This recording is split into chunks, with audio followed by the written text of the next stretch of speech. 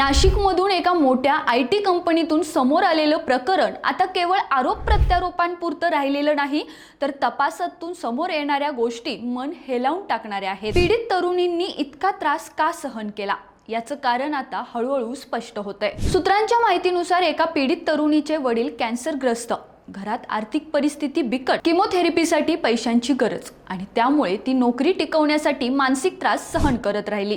दुसऱ्या प्रकरणात संपूर्ण कुटुंबाची जबाबदारी त्या मुलीवर, नोकरी गमावण्याची भीती आणि याच दबावाखाली ती कथित छळ आणि गैरवर्तन सहन करत राहिली। दरम्यान राष्ट्रीय महिला आयोगाने या प्रकरणाची गंभीर दखल घेतली आहे। सलग तिसऱ्या दिवशी तपास सुरू असून कंपनीतील canteen, waiting room, office structure सर्व गोष्टींची तपासणी करण्यात आली आहे। महिलांच्या सुरक्षेसाठी असलेली POSH कमिटी खरंच कार्यरत आहे का, हा देखील मोठा प्रश्न उपस्थित झाला आहे। दरम्यान या प्रकरणातील फरार आरोपीवर अटकपूर्व जामिनासाठी सुनावणी होण्याची शक्यता आहे। सध्या एकूण 9 गुन्हे नोंद आहेत आणि पुढे अजून काय समोर येणार याकडे संपूर्ण राज्याचं लक्ष लागून आहे।